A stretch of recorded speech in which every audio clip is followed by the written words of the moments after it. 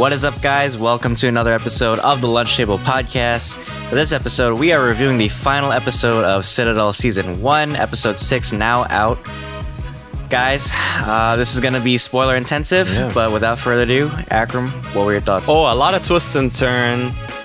I think they went out with a bang, to be honest. I enjoyed it a lot. I really did. I think that there's a lot of predictions that I think we made before that came true. So some stuff you could have seen from a mile away, but there was some stuff that they held out from the audience, and it was like, oh shit, this was like really impactful. And the memory thing, I think, was a really cool type of device to use. It was really fun how to use that, and I think it really came into fruition in this episode. So all in all, I think it was really fun, and it left a nice little cliffhanger for season 2 that we'll see eventually. Yeah, for sure. I like that they kind of brought Mason's character back. Yeah. For this episode. It was kind of like Moon Knight in a way. Like his multiple personalities were like kind of like blending into one person. Right. And now he finally realizes, you know, his true self. And that was a big twist at the end with the whole mom thing. That I didn't expect. So who's his mom? So his mom is Hillary Clinton. No, it's it's Dahlia. Dahlia is his mom. Ooh. And actually, I thought that was interesting in the beginning when they kind of like showed his childhood. Right. How he was kind of like with his grandmother and he didn't really know his parents. Sure. And also they showed that movie where like the guy was like, you know, surgically transforming his face. So it's like, in a way, it's like a metaphor. Like he's recreating this mask. Right. Yeah. Yeah, what'd you think of the whole, you know, reveal of like his mom? Yeah, that I loved how he went straight to like a British accent. So a British accent, he was like in deep cover. So there's no place of peace. So now it kind of hits home the notion of, well, my memories were erased. That's actually like a really peaceful thing for him. That was something that was great, that his memories were erased. So he could, you know, be free from the burden of being a spy and also being an orphan and also just putting on all these masks. It has to be really stressful. And he led to the fall of Citadel. And so that was really shocking. But like some people could see a mile away. But yeah, I really thought that was clever what they did there.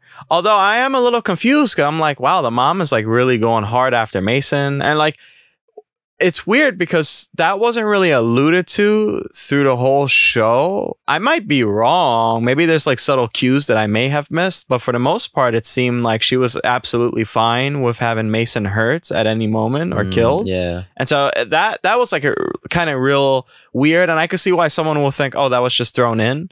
So maybe it was thrown in, but nonetheless, I think it adds an interesting idea in your head, like how tortured this guy is. And also just for twist's sake, because there's so many twists in each episode.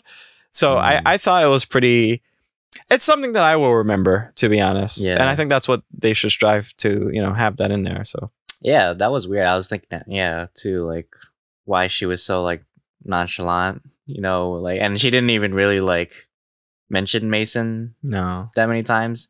And if anything, she cared more about her husband than Mason. Right. Like she keeps mentioning Tom, but like she never mentions like her son or anything.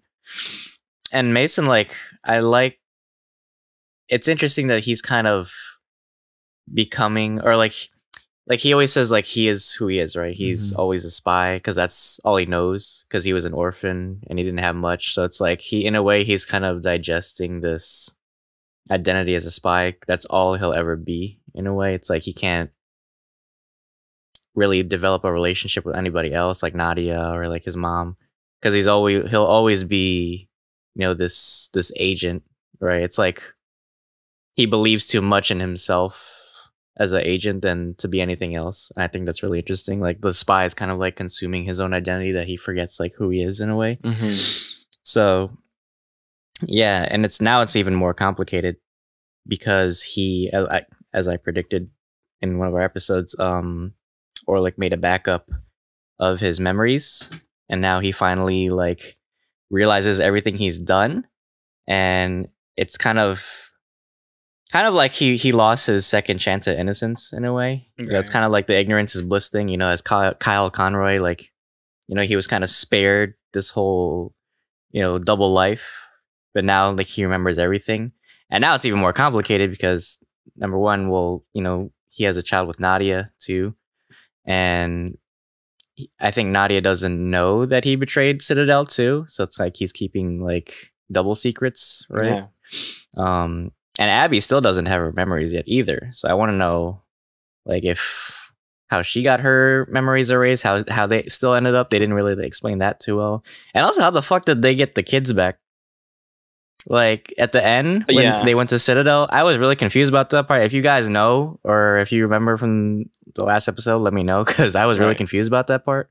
Yeah. It's really confusing for me. They threw that in there. There was a lot of moments in this episode where they just threw random stuff at you, just like to sum it all up and get ready for season 2. Which I like how they kind of ended because it ended on Mason Kane's face, like looking distraught and hugging Abby. Yeah. And I felt like, wow, that has to be a whole new different thing he has to contend with, is like lying now to Abby. And it's kind of twisted in a way because Mason never wanted to have a romantic relationship with Abby and have kids, and he's the one who are like sent to erase her memory. Now he has to deal with that, and it's really complex because they have a child together, but he also remembers Nadia and he remembers the romance they had, and then plus of course he knows that they had children, or had a daughter. So it's really complex, the stuff he has to go through, and I wonder if he's going to be a sort of antagonist next season. But yeah, a lot of stuff was thrown in, but for the most part we talked about the twist. Now let's talk about the sequence in the submarine, because that was like a big part in the beginning, and I thought it was pretty, like, CGI was pretty cool. The airplane was pretty cool. It's kind of tropey in a way, but yeah, let me get your thoughts. Yeah, I thought that was cool having like an automated submarine. Yeah, because it kind of feels like futuristic in a way, and it's like I like that whole like kind of bioscan thing. But at the same time, like, why would you put this much power on one person for a whole sub full of nukes? I think that was kind of stupid on Citadel's part. But I thought that was still cool. And in this episode, Anders' brother Davik does get killed. Yeah. So rest in peace. Rest in peace to the bro. I almost said the Cho bros for I'm still on beef. But yeah, that sequence was cool. And then Nadia, I thought that was an interesting like way of like disarming like the nukes. Like they have to like regulate their body temperatures like to match, otherwise it's like automatic like detection or something. I like how they kind of like find new ways to like make the technology like interesting. Well, that was cool, but at the same time too, it was bullshit because it wasn't like a big deal because it was like 5 seconds. It's like and then but because they kept cutting back to Davik and Mason fighting, so I was like, 5 seconds. They didn't live with that for a while. Not only that bitch was like that took like 5 minutes just to drill a whole panel off. Yeah. You know how long that shit would take? If I did that, I'd die in like 5 minutes just trying to disarm one nuke. Yeah. So the main threat was just being hot. That's it. I mean, yeah, it was kind of faux steak, if you will. It was like it's whatever, really. I think this episode was supposed to be just the main selling point of this episode was the twist, and in the end, all the rest was just in the way. So if they kind of lived in that space where the end was, I'd be fine with that. It's like kind of how movies do exposition sometimes, and it's like too forced. This one was like, I don't know what's the opposite of exposition, but it that's what it showed, and it was cool. The sequences were cool. It's just the action sequences were like kind of mid. And also what's really jaunting is when you look back, I haven't thought about how annoying the flashbacks are, because like it's like they're getting into something and boom, 8 years later, and it's like that was really annoying because it's weird because they do it when he's on a submarine and he's about to do something and boom, flashback, or he's about to do something. So it's like it's really like going back in time too much. I found that really too jaunting. But they did it well, I think, in the first couple episodes, but here it was just kind of like laced in between important sequences. I wish they would have just did the whole flashback first, so at least we get like exposition, and then we go back to present day. It was kind of like, I was trying to keep track of like all these different like timelines, like 8 years ago, 5 years ago, whatever the fuck it was. So yeah, I could understand that regard. And also it's like now I'm not like really sure who like the bad guy or who to root for anymore. Because it seems like Citadel is just as worse as Manticore. Like the whole story that was like my favorite scene when they were like talking together, and she was actually like, this was like the one time like Dahlia's like real character like shown, because in the whole show she's kind of like stoic and she's like an evil bitch, but then here it's like, oh, she's actually like a sympathetic character, and then we realize like all the shit that Citadel did. So now I'm like, maybe Citadel deserves all this shit after they did that. Yeah, I think it's a good commentary on institutions, and it's like, it's the people that makes the institution, and you really have to, at the end of the day, root for not just the brand or the team, you have to root for just the individual.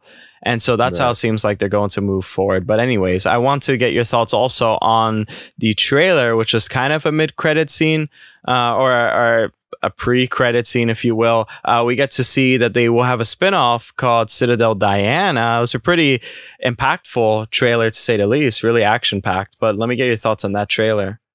Yeah, so this will be, I guess, the start of their Spyverse. Yeah. Like I mentioned earlier, there's going to be like a couple of spin-offs from this show. So I guess it's a whole new cast now. I forget the actress's name from the trailer, but yeah, I guess it's more intense. Probably like, you know, the fallout of Citadel, probably like a different time period too. Maybe like this takes place before this show happened, like the fall of Citadel. But really interesting. I can't wait to see like more of this universe, because I think it's really well like explored, and kind of, I like the world building of it. I mean, at times it does feel like a little tropey with the things they do, and I think the action could be tweaked a bit more. But the trailer for the Diana one looked very like more Winter Soldier-esque too, like very like noir spy thriller. Yeah, what did you think of it? No, I thought it was great. For some reason, it looked very futuristic. I thought, well, does this take place in the future or something? I'm trying to look at information right now, and I don't see much information on where it takes place and stuff. But yeah, I mean, that's what they're trying to do. Spyverse is being led by the Russo brothers, so I mean, I like it so far. I mean, I don't mind. I think what really makes Citadel great is just like the twists and how upside down everything is, and like how you can't really trust anybody. Yeah. So it's not so much like a John Wick verse where it's just like action, action, action. It's more of, you know, you gotta like always look out. And then plus they say technical thriller as well. So you have that going. It's like, it's kind of distinct. And now I'm kind of coming to appreciate the color grading too, because it gives it its own flavor, where it's like, oh, I look there. Yeah, I know that's Citadel. I could tell. So I think that's important, to recognize your brand and also recognize your universe. All right. So what would you rate this episode? I enjoyed it overall, but I think some episodes were better than this one, to be honest. The only thing that really got me was like the twist at the end. And I was still confused in a lot of parts, like where Stanley Tucci was like after all this, because they didn't really explain that. And then I was confused like how they got the like Abby and the daughter back so quickly. So probably I'll give this episode like a 7 out of 10. How would you rate it? Okay. Yeah, no, I think I would give it like an 8 or 9 out of 10. I thought this episode was, the twist really got me. I think that's always important when a twist can feel kind of rewarded too.